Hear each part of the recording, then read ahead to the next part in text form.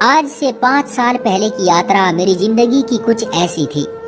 मैंने इंटर करने के बाद पढ़ाई छोड़ दी थी। मैं 5 बहनों का अकेला भाई हूँ, इसलिए सबका लाडला था। माँ, पिताजी, बड़ी बहनें सब मेरे नखरे उठाया करती थी और लाड ही लाड में मैं बिगड़ने लगा। सबसे चोरी छुपे सिगरेट पीने लगा।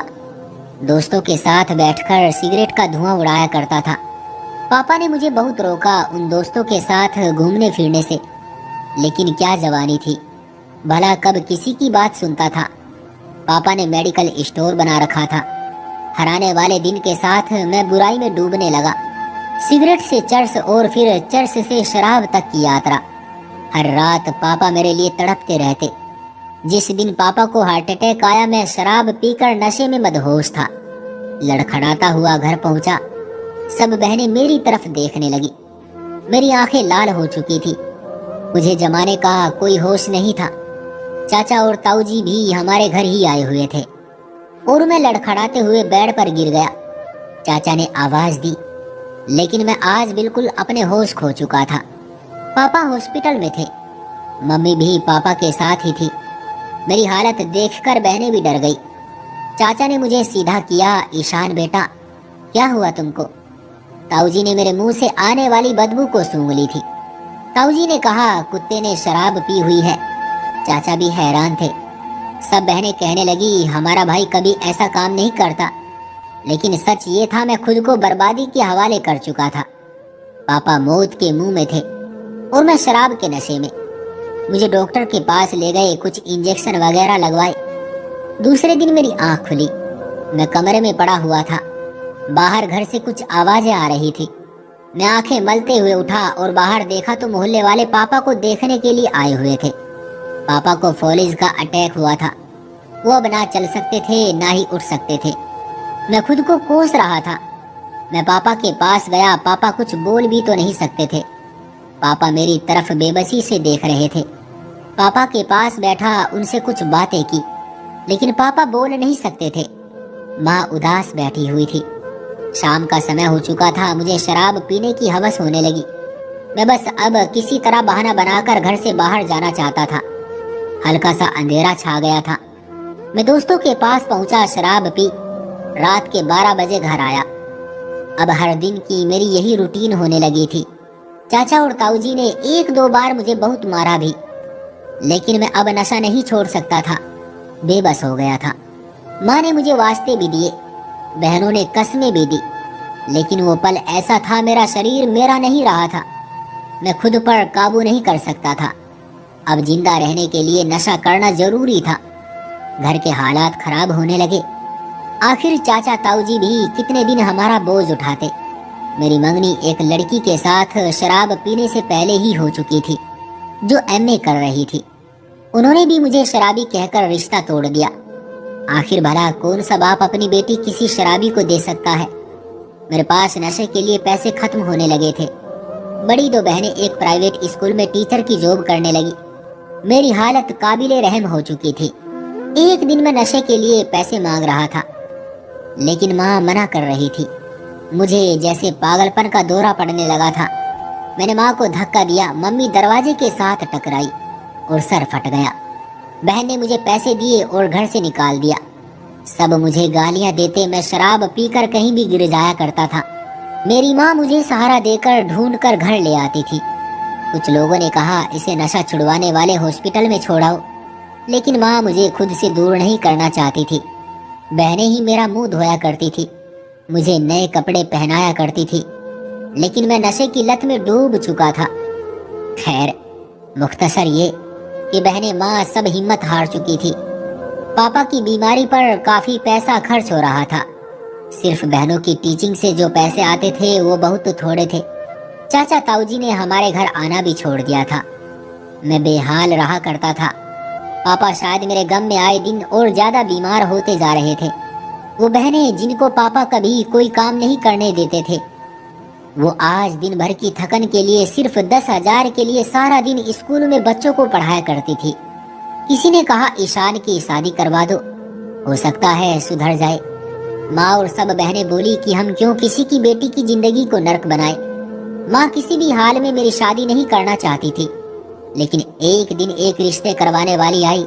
माँ से कहने लगी, एक बच्ची है, उसके माँ बाप नहीं है, नाना नानी के साथ रहती है, नानी ने ही उसे पढ़ाया लिखाया है, उसकी शादी भी की थी, मगर सिर्फ 10 दिन बाद ही तलाक हो गई। अब नाना नानी इस दुनिया में नहीं रहे और उसके मामा मामी उस पर बहुत जुल्म करते हैं। आप कहो तो ईशान से शादी करवा देती हूँ। अदिति बेचारी अपने मामा मामी के जुल्म से तो बच जाएगी। माँ ने कहा, हम खुद 2 वक्त की रोटी मुश्किल से खा रहे हैं, उसको कहाँ से खिलाएंगे। लेकिन माँ को शायद उस पर तरस आया, बहुत प्यारी थी। अदिति से मेरी शादी करवा दी गई। मैंने आज शराब नहीं पी थी, वो मेरे पास बैठी थी। आज पहली रात थी, वो मेरी तरफ देख कर बोली, ईशान, सुना है आप शराब भी पीते हैं। मैंने उसकी आंखों में देखा, भला की खूबसूरत थी। मैं चाहते हुए भी झूठ ना बोल सका। मैंने कहा, जी बिल्कुल पीता हूँ। फिर वो खामोश हो गई। उस रात मैंने कोई नशा नहीं किया था।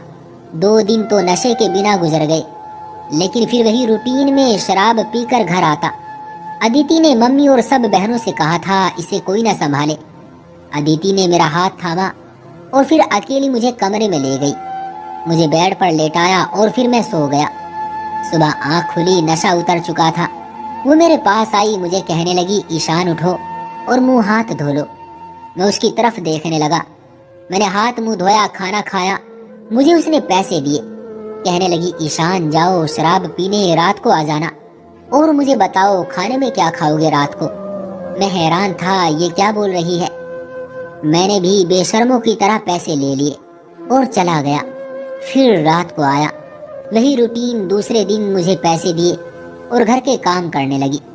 मैंने पूछा, अदिति तुम ऐसा क्यों कर रही हो, तुम क्यों देती हो मुझे पैसे। अदिति खामोश रही। फिर मैंने पूछा, अदिति बताओ ना, क्यों देती हो पैसे। अदिति मेरी तरफ देख कर बोली, ईशान तुम जाओ शराब पियो जाकर। ये कहते हुए अदिति की आंखों में आंसू थे। मैंने पूछा, अदिति क्या हुआ। वो मेरा हाथ थामे मुझे कमरे में ले गई। ईशान, मैंने बहुत दुख देखे हैं, बिन माँ बाप के बड़ी हुई, सब कुछ सहा, शादी हुई, फिर तलाक हुई और फिर एक शराबी को भी अपना लिया। ईशान, 2 दिन बाद दिवाली है, आज क्या शराब पिए बिना रात को घर आ सकते हो। मैं हैरान था, ऐसा क्या है। अदिति कमरे से बाहर जाते हुए बोली, रात को आओगे तो बताऊंगी। मैंने उस दिन शराब नहीं पी थी। रात को घर आया, अदिति मेरे लिए खाना लेकर आई। मैंने खाना खाया। मैं बेचैन था जानने के लिए, आखिर अदिति क्या बताना चाहती थी। रात के 11 बजे मैंने देखा, मेरी बहनें कमरे में बैठी हुई थी। एक बहन बोली, मम्मी हमें दिवाली पर कपड़े नहीं लेने। माँ कहने लगी, मेरी बच्ची ले लेना, पिछली दिवाली पर भी तुमने कुछ नहीं लिया था।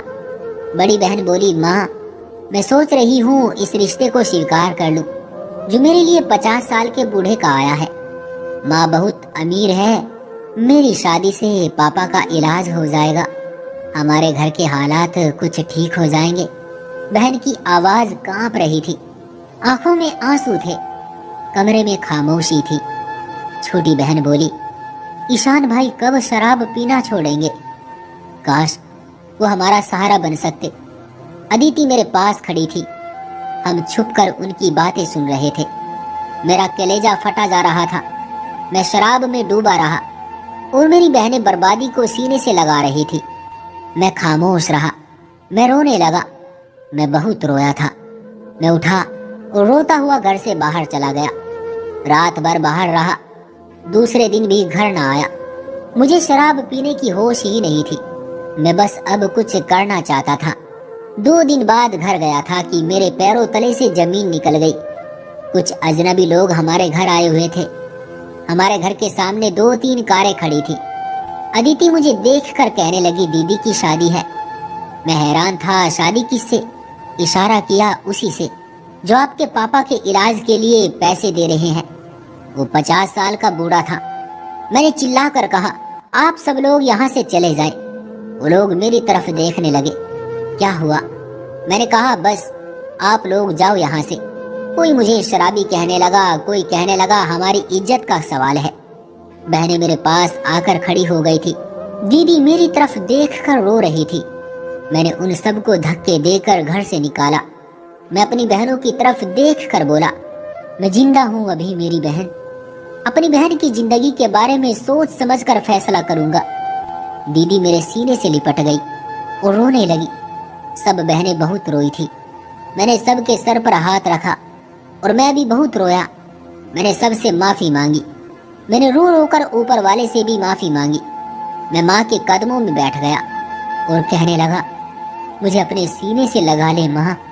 मैं वादा करता हूँ मैं अब कोई नशा नहीं करूंगा। मैं दिन रात मेहनत करूंगा। माँ ने रोते हुए मुझे गले से लगाया।